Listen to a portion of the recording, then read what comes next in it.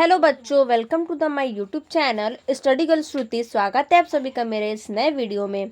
देखिए, मैं आज आपको पहले वीडियो में पार्ट 4 बता दी थी और ये क्लास चैप्टर 1 है जिसका नाम क्या है, जैव प्रक्रम, और आपका हेडिंग है यानी टॉपिक है श्वसन क्रिया। ठीक है, और ये पार्ट 5 है। नेक्स्ट पार्ट में पार्ट 5, ठीक, जिसको श्वसन क्रिया को हम लोग इंग्लिश में क्या बोलते हैं श्वसन क्रिया को इंग्लिश में रेस्पिरेटरी सिस्टम। ठीक है, जिसमें पहला है आपका क्या, परिचय। तो देखिए, परिचय हेडिंग है, इसमें क्या है, श्वसन जीवित कोशिकाओं में होने वाली उन सभी एंजाइम अभिक्रियाओं को कहते हैं। ये जो श्वसन क्रिया है इसको क्या बोलते हैं, जो जितने भी जो जीवित कोशिकाएं होती हैं, यानी जो बैक्टीरिया हैं जो सब जीवित रहती हैं, उन्हीं को हम लोग सब क्या बोलते हैं, उसी एंजाइम्स की अभिक्रिया को हम लोग क्या बोलते हैं, श्वसन कहते हैं। जिसमें ऑक्सीजन की उपस्थिति या अनुपस्थिति में कार्बनिक पदार्थ का ऑक्सीकरण होता है। ये बोल रहा है इसमें कि जो ये श्वसन क्रिया होता है, यानी बोल रहा है इसमें क्या, जिसमें ऑक्सीजन की अनुपस्थिति या उपस्थिति कार्बनिक पदार्थ, ठीक है, जो ये श्वसन क्रिया है इसमें उपस्थिति और अनुपस्थिति जो कार्बनिक पदार्थ होता है उसकी ऑक्सीकरण जो होता है उसी को क्या हम लोग बोलते हैं, श्वसन क्रिया बोलते हैं। और ऊर्जा मुक्त होती है, यानी श्वसन क्रिया में और क्या क्या होता है, ऊर्जा भी मुक्त होता है। तो नेक्स्ट है आपका श्वसन के प्रकार, यानी श्वसन के प्रकार देखते हैं, श्वसन के प्रकार क्या क्या हैं। ठीक है, तो देखिए इसमें श्वसन के प्रकार यानी श्वसन के क्या कितने प्रकार हैं और क्या क्या हैं। ऑक्सीजन की आवश्यकता के अनुसार श्वसन 2 प्रकार के होता है, यानी ऑक्सीजन की आवश्यकता से यानी O2 की आवश्यकता से श्वसन कितने प्रकार के हैं, श्वसन 2 प्रकार के हैं। तो देखिए, पहला है जो आपका हेडिंग है, इसमें पहला हेडिंग है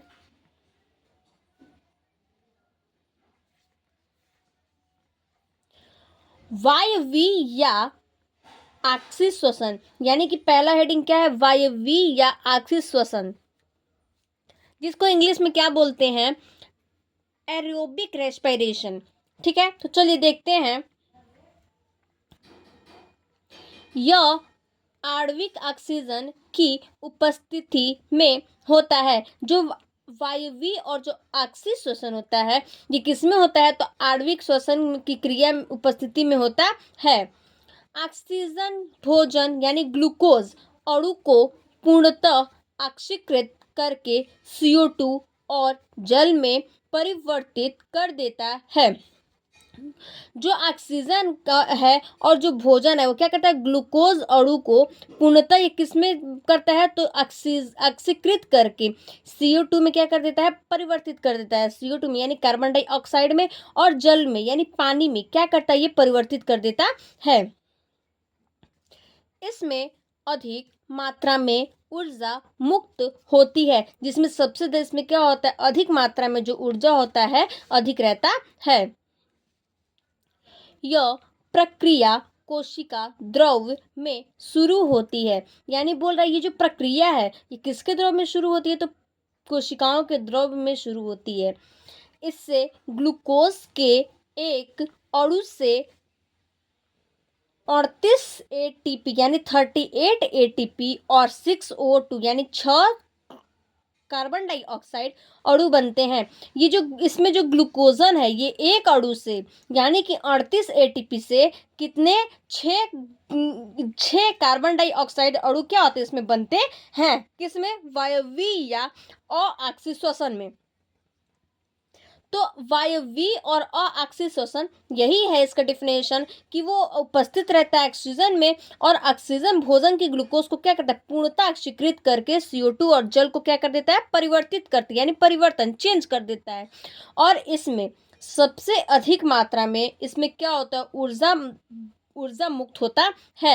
यह प्रक्रिया कोशिका द्रव्य में क्या होता है, शुरू होता है, जिसे ग्लूकोज को एक अणु से 38 ATP में 6 क्या होता है, और 6 कार्बन डाइऑक्साइड क्या होते हैं, बनते हैं। तो देखिए नेक्स्ट क्या है हेडिंग दूसरा, तो देखिए इसमें आपका एग्जाम्पल है, देखिए ये C6H12O6 यानी ये ग्लूकोज का क्या है फॉर्मूला है C6H12O6 और ये ऑक्सीजन का O2, ठीक है, तो इसको मैं 6 ऑक्सीजन, ठीक, और ये एंजाइम में बदलने जा रहा है तो 6CO2 यानी 6 कार्बन डाइऑक्साइड और 6H2O प्लस 38 ATP यानी 48 ATP, ठीक है। तो नोट में है, देखिए क्या इसको हम लोग बोल सकते हैं एडिनोसाइन ट्राइफॉस्फेट, इसको हम लोग बना दिए क्या, एडिनोसाइन ट्राइफॉस्फेट बना दिए, ठीक है। और इसी नेक्स्ट आपका है दो प्रकार के होते हैं, पहला आपको प्रकार हमने बता दिया है और दूसरा चलिए देखते हैं दूसरा हेडिंग क्या है। तो देखिए इसमें दूसरा हेडिंग है आपको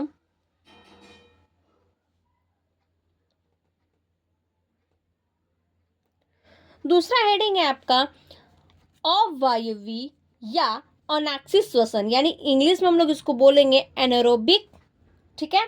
ये बोल रहा है रेस्पिरेशन, एनारोबिक रेस्पिरेशन, यानी कि दूसरा अवायवी और अनाक्षी श्वसन क्या होता है। देखिए यह ऑक्सीजन की अनुपस्थिति में होता है। ये जो अवायवी और जो अनाक्षी श्वसन होता है ये ऑक्सीजन की क्या होता है, उपस्थिति में होता है। इस क्रिया को किण्वन भी कहते हैं, यानी ये जो क्रिया होती है ऑक्सीजन की जो अनुपस्थित में होता है और ये जो क्रिया होती है उसको हम लोग क्या बोलते हैं, किण्वन भी कह सकते हैं, ठीक है, किण्वन भी कहते हैं। इस प्रकार के श्वसन में भोजन पदार्थ केवल आंशिक रूप से ऑक्सीकृत होता है। ये बोल रहा है कि जो ये श्वसन जो मतलब भोजन है, ठीक है, उसकी जो पदार्थ है सिर्फ किसमें, तो आंशिक रूप से क्या करता है, ऑक्सीकृत हो जाता है, यानी कि चेंज हो जाता है, ठीक है। अतः इसमें भोज्य पदार्थ का 5% भाग ही ऊर्जा के रूप में प्राप्त होता है, यानी ये ऐसा भोज्य पदार्थ है जो 5% क्या होता है, इसकी भाग्य जो इसकी 5% क्या होती है, सिर्फ ऊर्जा में ही क्या होती है, प्राप्त होती है, यानी ये एनर्जी में, किसमें, एनर्जी में क्या होता है, सिर्फ प्राप्त होता है, ठीक है। ऐसे नेक्स्ट हेडिंग है आपका, देखिए क्या, यानी देखिए इसका कुछ एग्जाम्पल्स भी है। एग्जाम्पल है इसका C6H12O6 यानी ये क्या हो गया, ग्लूकोज हो गया, और ये ऑक्सीजन 6O2 एंजाइम में यानी बदल रहा है 262H5OH प्लस 2 6O2 प्लस 27, ठीक है। ये क्या हो गया, अवायवी यानी अनाक्षी श्वसन को क्या किया, बना दिया है, ठीक है, यानी यहाँ पे आपको रिएक्शन करके दिखाया है। नेक्स्ट हेडिंग है, चलिए देखते हैं नेक्स्ट हेडिंग क्या है। श्वसन की अवस्थाएं, श्वसन की जो अवस्थाएं होती हैं वो क्या होती हैं। देखिए श्वसन की 3 अवस्थाएं हैं। श्वसन की कितनी अवस्थाएं हैं, तो 3 अवस्थाएं हैं। पहला अवस्था क्या है, देखिए चलिए देखते हैं। पहला इसमें क्या, बाह्य श्वसन। बाह्य श्वसन क्या है, चलिए देखते हैं, ठीक है। इसमें एक जीव तथा उसके वातावरण के मध्य श्वसनीय गैसों यानी कि O2 और CO2 यानी कार्बन डाइऑक्साइड और ऑक्सीजन का विनिमय होता है। यानी ये जो बाह्य श्वसन है इसमें क्या है, जीवों का और वातावरण का क्या होता है, श्वसनीय गैस होता है। जो गैस इसमें कौन कौन सा गैस है, तो O2, ऑक्सीजन और CO2 मतलब कार्बन डाइऑक्साइड क्या है, इसमें विनिमय है यानी उपस्थित है। और ये भी जो बाह्य श्वसन है ये भी कितने प्रकार के होते हैं, ये 2 प्रकार के होते हैं। यानी जो बाह्य श्वसन का आप लोग डिफिनेशन बता दिए, और बाह्य श्वसन में भी कितने प्रकार आते हैं, तो 2 प्रकार आते हैं। तो चलिए देखते हैं पहला प्रकार क्या है। इसमें पहला है ए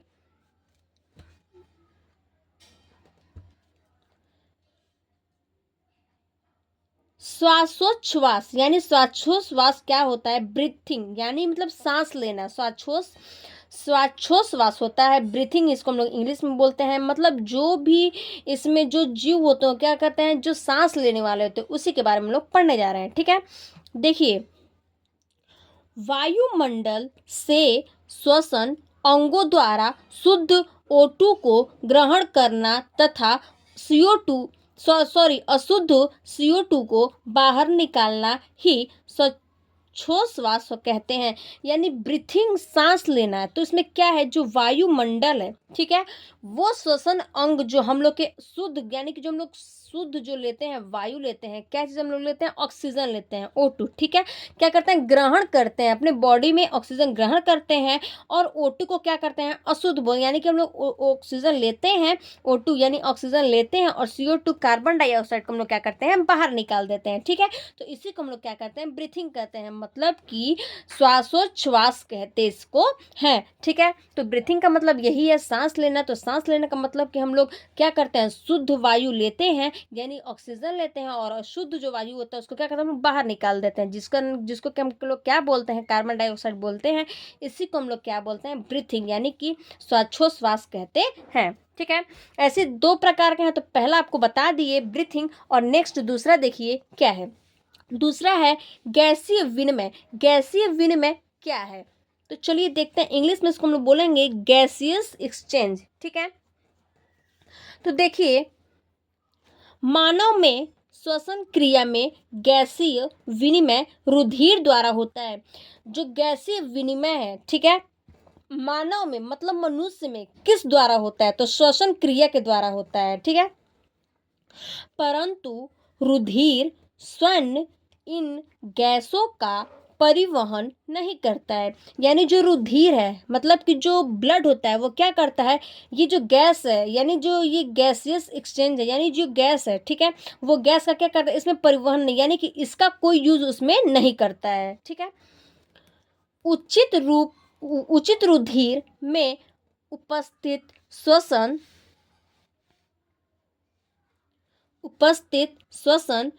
रंजक द्वारा गैसों का विनिमय होता है। ये बोल रहा है कि परंतु रुधिर, ठीक है, स्वयं इन गैसों का क्या होता है, परिवहन नहीं करता है। उचित रुधिर में उपस्थित श्वसन क्या होता है, रंजक द्वारा, यानी ये जो गैसीय विनिमय है ये क्या करता है, श्वसक रंजक जो होता है इसी के गैस के द्वारा ये विनिमय होता है। यानी कि क्या होता है, ये विनिमय मतलब कि एक्साइटेड होता है। और ये जो इसमें रुधिर की जो गैस है, यानी जो ब्लड की जो गैसें होती है, इसमें क्या होती है, उपस्थित श्वसन रंजक द्वारा गैसों से होती है। रुधिर में O2 ऑक्सीजन तथा CO2 कार्बन डाइऑक्साइड का विनिमय होता है। यानी कि रुधिर में यानी कि ब्लड में ऑक्सीजन का और CO2 का क्या होता है, सबसे ज्यादा इसमें विनिमय होता है, यानी रहना, उपस्थित रहता है। जबकि पादपों में गैसों का विनिमय वायु वातावरण से पत्ती में उपस्थित रंध्रों द्वारा होता है। जो पत्ती होता है, यानी जो पेड़ के जो पत्ती होती हैं, जो पेड़ की पत्ती होती हैं उसमें क्या होती हैं, ये वायु वातावरण इसमें क्या रहती हैं, रंध्रों द्वारा क्या होती हैं, उपस्थित होती हैं। तो गैसीय विनिमय क्या है, तो गैसीय विनिमय हम लोग यही बताएंगे कि ये जो ये मानव में श्वसन क्रिया में क्या होता है, गैसीय विनिमय रुधिर होता है। और परंतु रुधिर श्वसन इन गैसों का परिवहन नहीं करता है। और इसमें जो श्वसन रंजक होता है वो गैसों का क्या होता है, विनिमय होता है। और इसमें जो रुधिर है यानी कि जो ब्लड है उसमें ऑक्सीजन और CO2 का विनिमय होता है, यानी कि सबसे ज़्यादा जरूरत होता है। और इस पादप जो गैसें होती हैं उसकी वातावरण से जो पत्ती होती है उसमें क्या होता है, रंध्र जैसे उपस्थित होते हैं, यानी वो द्वारा होता है, रंध्रों द्वारा होता है, किसमें, तो पत्ती में, ठीक है। तो नेक्स्ट देखिए, आपका दूसरा हेडिंग है नेक्स्ट, आंतरिक या ऊतक श्वसन। आंतरिक और ऊतक श्वसन क्या है, तो चलिए देखते हैं। इनमें ऊतक या बाह्य कोशिकाएं वातावरण के मध्य श्वसनीय गैसों का आदान प्रदान होता है। यानी जो आंतरिक या ऊतक जो श्वसन है, ठीक है, यानी कि बोल रहा है इसमें ऊतक या बाह्य कोशिकाएं वातावरण के मध्य श्वसनीय गैस का ये जो आंतरिक और मतलब समझिए कि जो ऊतक श्वसन होता है, ठीक है, इसमें क्या होता है, वातावरण के द्वारा यानी बाह्य कोशिकाओं में वातावरण के द्वारा मध्य जो श्वसनीय गैस होता है उसमें क्या होता है, ये आदान और प्रदान क्या होता है, यानी कि आदान और प्रदान करता है इस गैसों से, ठीक है। तो नेक्स्ट देखिए, नेक्स्ट हेडिंग है क्या, तीसरा, कोशिकीय श्वसन। कोशिकीय श्वसन क्या है, चलिए देखते हैं हम लोग कोशिकीय श्वसन किसे कहते हैं और ये क्या होता है।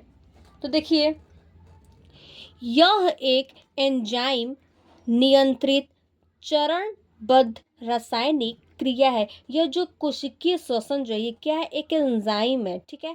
और ये नियंत्रित क्या करता है, जो चरणबद्ध होता है रासायनिक क्या होता है उसी की क्रिया होता है, जिसमें माइटोकॉन्ड्रिया के अंदर ग्लूकोज का ऑक्सीजन होने से अधिक ऊर्जा युक्त एटीपी अणु उत्पन्न होते हैं। यानी ये बोल रहा है इसमें जो माइटोकॉन्ड्रिया है, ठीक है, जो माइटोकॉन्ड्रिया है उसी के अंदर ग्लूकोज का और ऑक्सीजन का क्या होता है, सबसे ज्यादा उसमें ऊर्जा होता है, जिसमें ये एटीपी अणु क्या होते हैं, उत्पन्न रहते हैं, जिनमें ऊर्जा उच्च ऊर्जा बंधों में संचित होता है। यानी ये बोल रहा है जो ये ऐसी ऊर्जा है उसमें क्या होता है, जो सबसे ज़्यादा ऊर्जा होता है उसी में बंधों में क्या होता है, संचित रहता है, यानी कि रहता है। सबसे ज़्यादा जो कोशिकीय श्वसन में जो सबसे ज़्यादा ऊर्जा वाला होता है, मतलब उच्च ऊर्जा, मतलब सबसे ज़्यादा वाला ऊर्जा जो होता है यही क्या कहता है, इसमें रहता है, ठीक है। इस प्रकार श्वसन एक जैव रासायनिक ऑक्सीकरण क्रिया है। ये बोल रहा है इसी प्रकार क्या है, जो जो ये श्वसन है, कोशिकीय श्वसन, इसी प्रकार क्या है, ये एक जैव रासायनिक ऑक्सीकरण क्रिया है, ठीक है। अब नेक्स्ट हेडिंग है आपका क्या, पादपों में श्वसन। चलिए देखते हैं हम लोग पादप में श्वसन कैसे होता है। मानव में श्वसन तो पढ़ लिया, पादप में श्वसन कैसे होता है। तो देखिए, पादपों में श्वसन दिन रात होता है। जो पादप होता है उसमें क्या होता है, दिन भर क्या होता है, श्वसन होता है। जो पेड़ पौधे होते हैं उसमें क्या होता है, दिन भर श्वसन होता है। इसके अंतर्गत वे CO2 मतलब कि कार्बन डाइऑक्साइड क्या करते हैं, ग्रहण करते हैं। जो पौधे होते हैं वो दिन रात क्या करते हैं, श्वसन करते हैं। और इसमें जो क्या होता है, ये जो CO2 यानी जो कार्बन डाइऑक्साइड होता है क्या करते हैं, ग्रहण करते हैं, और जो O2 यानी ऑक्सीजन होता है उसको मुक्त कर देते हैं। पादपों में प्राणियों की तरह गैसीय विनिमय के लिए विशिष्ट अंग नहीं होता है। यानी ये जो पादप है, मतलब कि जो पौधा है उसमें प्राणियों के लिए इसमें कोई भी जो गैसी है वो क्या इसके लिए विशिष्ट नहीं, यानी कोई भी इसको गैस विशिष्ट नहीं है, कोई भी ये गैस नहीं यूज करता है। अंग नहीं होता है इसमें कोई भी, इसमें क्या होता है, जो पौधे हैं, जो पादप है, इसमें कोई भी अंग नहीं होता है। पादपों में श्वसन जड़, तना, पत्ती द्वारा होता है। यानी ये जो पादप है इसमें श्वसन द्वारा होता है, यानी कि कार्बन डाइऑक्साइड द्वारा होता है, यानी कि ये बढ़ता है, ठीक है। और जड़ से और तना से इसकी पत्ती क्या होती है, द्वारा होता है, ठीक है। जो पेड़ की पत्ती होती है वो कैसे होती है, तो कार्बन डाइऑक्साइड के द्वारा, और जड़ के द्वारा और तना के द्वारा क्या होता है, बढ़ता है, ठीक है। नेक्स्ट क्या है, ये नेक्स्ट हेडिंग है आपका पहला, इसमें जड़ों द्वारा श्वसन, यानी जड़ों के द्वारा श्वसन जो होता है वो कैसे होता है। तो चलिए देखते हैं जड़ों के द्वारा श्वसन। जड़ों के द्वारा श्वसन, मिट्टी कणों के बीच उपस्थित मूल रोमों में विसरण प्रक्रिया के द्वारा गैसों विनिमय होता है। यानी ये जो मिट्टी है, जो जड़ों के द्वारा, यानी जो पेड़ के जड़ होते हैं उसी के कारण ये मिट्टी में क्या होता है, उसी मिट्टी के कारण ये क्या होता है, उसमें जो मूल यानी कि जो इसके जड़ आते हैं उसी में ये क्या होता है, उसी के द्वारा ये उपस्थित होता है, यानी कि बढ़ता है किस द्वारा, तो मिट्टी के द्वारा। उसके जो जड़ है मिट्टी की वजह से ये क्या होता है, ग्रोथ होता है, यानी बढ़ता है, विस्तृत होता है। ऑक्सीजन मुख्य रूप में विसरित होते हुए मूल कोशिकाओं में पहुंच जाती है। यानी ये बोल रहा है जो इसमें ऑक्सीजन मुख्य, यानी कि जो ऑक्सीजन होता है उसी मुख्य रूप में विसरित होते हुए ये क्या करता है, मूल कोशिकाएं में पहुंच जाती है।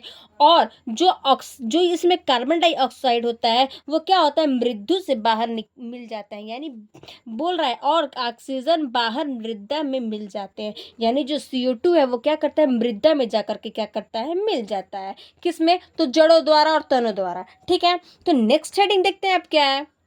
दूसरा हेडिंग है तनों द्वारा श्वसन। एक जड़ द्वारा श्वसन आपको हम बता दिए, अब बताने जा रहे हैं तनों द्वारा, यानी जो जड़ के जो तने होते हैं उसके द्वारा श्वसन कैसे होता है।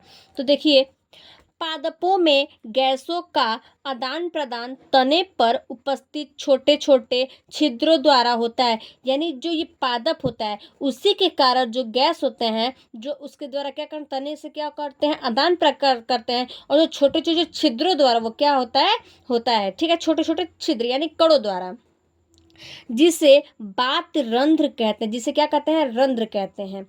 जबकि शाखीय पादपों में तने पर उपस्थिति रंध्रों, जिसको स्टोमाटा कहते हैं। यानी ये जो शाखाएं होती हैं, यानी जबकि बोल रहा है जबकि सखी यानी कि जो शाखाएं होती हैं उसी पादपों में तने पर क्या होती है, उपस्थित रहती हैं और रंध्रों के द्वारा, जिसको स्टोमाटा हम लोग क्या बोलते हैं, जो पत्ती होती है, जो रंध्र यानी जो पत्ती पीले हो जाते हैं या फिर कोई पत्ती में होल रहते हैं तो उसी को हम लोग क्या करते हैं, वो रंध्र के द्वारा होते हैं। और उसी पत्ती को हम लोग क्या बोलते हैं, पीलापन हो जाता है, उसमें थोड़ा सा होल हो जाता है तो उसी को हम लोग क्या बोलते हैं, स्टोमाटा कहते हैं।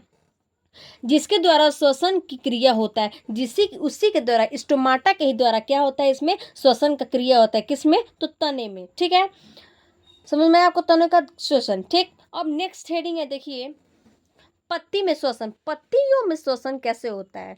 ठीक है, जड़ों में श्वसन बता दिए, तनों में श्वसन बता दिए, अब देखते हैं पत्ती में श्वसन कैसे होता है। तो चलिए देखिए, पत्तियों में श्वसन की क्रिया विसरण द्वारा होती है। पत्ती में श्वसन कैसे होता है, विसरण द्वारा होती है, विसरण द्वारा। विसरण समझ रहे हैं क्या होता है, देखिए वह क्रिया पत्तियों में उपस्थित रंध्रों द्वारा होती है। रंध्रों द्वारा CO2 यानी कि कार्बन डाइऑक्साइड तथा ऑक्सीजन का आदान प्रदान होता है। पत्ती में जो श्वसन होता है वो किस कारण होता है, तो ये श्वसन की विसरण द्वारा होता है। और जो इसकी प्रक्रिया यानी जो इसकी क्रिया होती है, जो पत्तियों में जो उपस्थित रंध्रें होती हैं उसके कारण होती हैं। और रंध्रों में जो कार्बन डाइऑक्साइड है और जो ऑक्सीजन है उसी से क्या होता है, इसमें आदान प्रदान होता है। किसमें, तो पत्ती में। ठीक है, पत्ती में इसी के कारण श्वसन होता है। अब नेक्स्ट हेडिंग है आपका जंतुओं में श्वसन। मानव में श्वसन बता दिए, आपको पादप में श्वसन बता दिए। अब नेक्स्ट पढ़ेंगे क्या, जंतुओं में श्वसन। तो देखिए जंतुओं में जो है वो श्वसन क्या है। देखिए जंतुओं में श्वसन कैसे होता है।